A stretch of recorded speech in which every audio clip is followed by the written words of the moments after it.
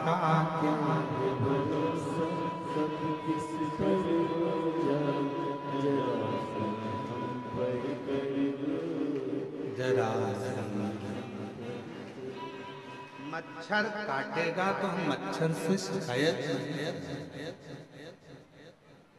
हम शिकायत करेंगे तो डॉक्टर से जाकर साथ ये मच्छर मुझे काट गया है और मुझे मलेरिया हो गया, मेरे शरीर में रोग हो गए, बुखार आ रहा है, मुझे सिर दर्द।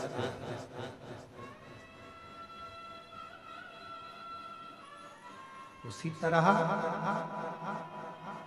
जब दुनिया के मच्छर हमें काटते हैं, संसार के लोग जब कष्ट देते हैं अपने पर्याय सब, जब दुनिया ताना देती है, अपशब्द कहती है, तब दुनिया वालों से जाकर मत कहो, पड़ोसी से, अड़ोसी से, रिश्तेदार से मत कहो, कहना है कि एक बार कुबरेश्वर बाबा के दरवाजे पर जाकर कहो।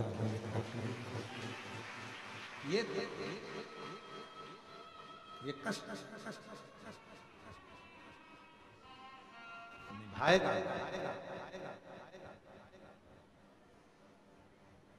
और बिना निभाए वो रहता ही नहीं।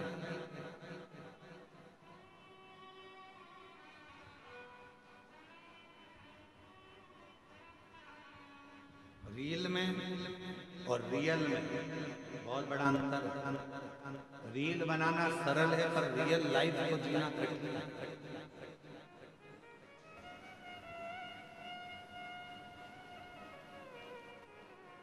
हमने कई लोगों को देखा है कि अपने स्टेटस पे लोग फोटो तो बड़ा स्माइल का लगाते हैं, पर उनसे मिलो एकांत में तो मालूम पड़ता है कि दुनिया का सबसे ज्यादा दुखी व्यक्ति वही है।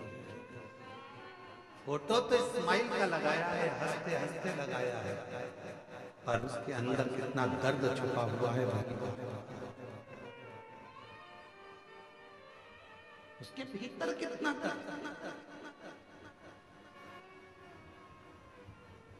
हम कुबरेश्वर बाबा से, आप लोगों से ज्यादा तो हमारा मिलना नहीं होता।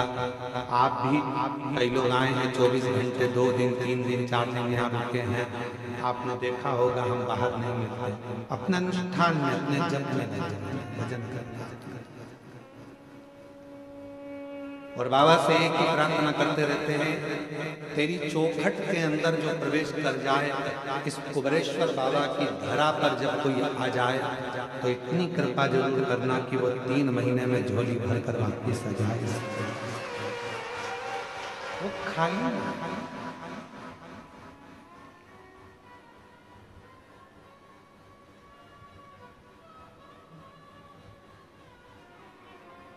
रह गया तो 50 जगह जाकर कहेगा मैं सीहोर गया था कुबरेश्वर बाबा के यहाँ और इतना सुना था मैंने कि वो देता है, फिर मैं कैसे खाली।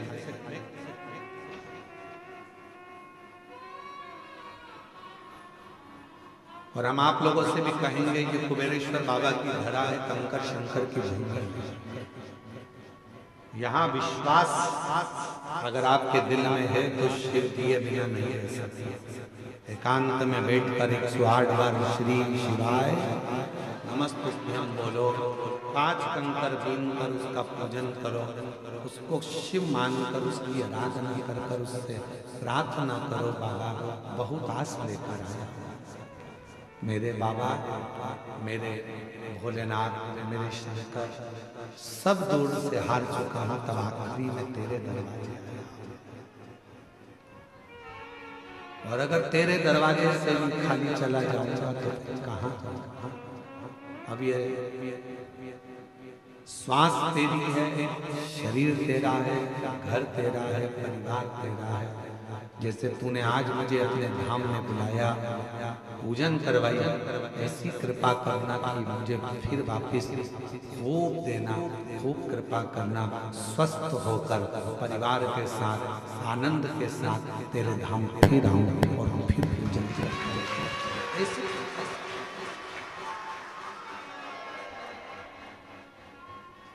उससे प्रार्थना करो, अपना व्यर्थ समय बर्बाद मत करो। बड़ी मुश्किल से बुलाया है उसने, अपना समय बर्बाद मत करो, यहाँ घूम लिया, वहाँ घूम लिया, वहाँ घूम लिया।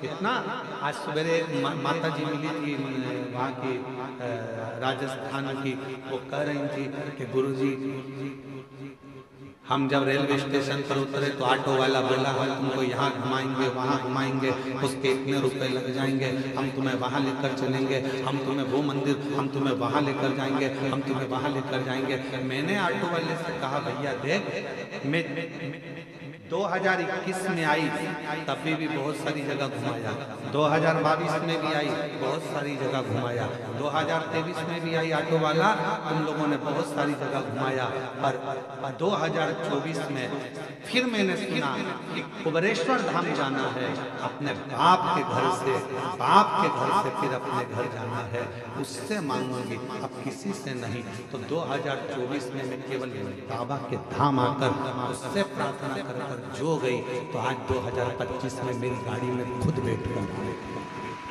स्वयं बैठकर मिलेंगे बहुत, यहाँ चल, यहाँ चल, हम तुझे यहाँ ले चलते, वहाँ ले चलते हैं। बाप एक ही होता है, बाप एक ही होता है। क्यों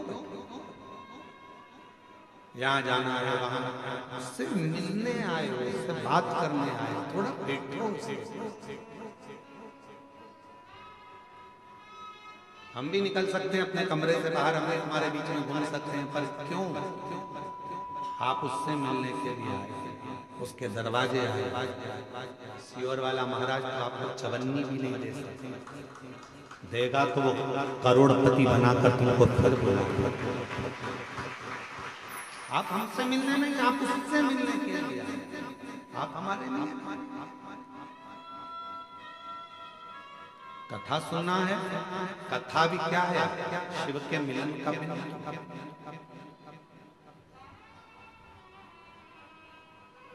शंकर से मिलन का बिंदु है शिव महापुराण में। रुक्मणी जी को भगवान कृष्ण कैसे मिले थे? ना तो रुक्मणी जी ने कभी कृष्ण को देखा था, ना भगवान कृष्ण ने रुक्मणी जी को देखा था। फिर मिलन हुआ कैसे? केवल एक बात पर मिलन हुआ कि रुक्मणी जी ने रोज किसी न किसी मुख से भगवान कृष्ण का चरित्र सुना, कृष्ण ऐसे हैं, कृष्ण वैसे हैं, कृष्ण की लीला ऐसी है, कृष्ण की लीला वैसी है। रुक्मणी जी ने सोच लिया अब तो कृष्ण को अपना बनाऊंगी और मैं कृष्ण की हो जाऊंगी। आखिरी में भगवान कृष्ण को रुक्मणी को अपना बनाना पड़ा और रुक्मणी के कृष्ण हो गए। जरा विचार कथा शिव के करीब लेकर जाता है। कई लोग कहते हैं गुरुजी भगवान के 24 अवतार हैं, हम कहते हैं सतयुग, त्रेता और द्वापर, 3 युग मिलाकर भगवान के 24 अवतार हुए हैं। कितने? जम के बोलो जरा। भागवत में इसका वर्णन, कोई अवतार सतयुग में हुआ, कोई अवतार त्रेता में हुआ, कोई अवतार द्वापर में हुआ। पर भगवान देवाधिदेव महादेव सबसे ज्यादा प्रिय अगर कोई युग है तो ये कलयुग है। क्यों? शिव जी कहते हैं कि 3 युग मिलाकर 24 अवतार हुए हैं, पर मात्र कलयुग में भगवान कहते हैं कि 55 अवतार हुए हैं, केवल कलयुग अकेले। कहा गुरुजी 55 अवतार कैसे? तो किसी ने पूछा कि केवल अकेले कलयुग में भगवान के 55 अवतार? हाँ, कभी श्रीमद वल्लभाचार्य जी के रूप में, कभी श्री रामानुजाचार्य के रूप में, कभी श्री निम्बार्काचार्य के रूप में, कभी नामदेव जी के रूप में, कभी मीराबाई के रूप में, कभी कर्माबाई के रूप में, कभी तुकाराम जी के रूप में, कभी छत्रपति वीर शिवाजी के रूप में, कभी स्वामी समर्थ के रूप में, कभी रामकृष्ण परमहंस के रूप में, कभी स्वामी विवेकानंद के रूप में। ये भगवान के ही तो 3 युग मिलाकर 24 अवतार हुए हैं। कलयुग अकेले में भगवान ने 55 अवतार लिए। इतने संत, इतने साधु जिन्होंने भक्ति कर कर भगवान को प्राप्त करा, वो भगवान का ही तो। जितने भक्त सतयुग में नहीं हुए, जितने भक्त द्वापर में नहीं हुए, त्रेता में नहीं हुए, उससे ज्यादा भगवान के भक्त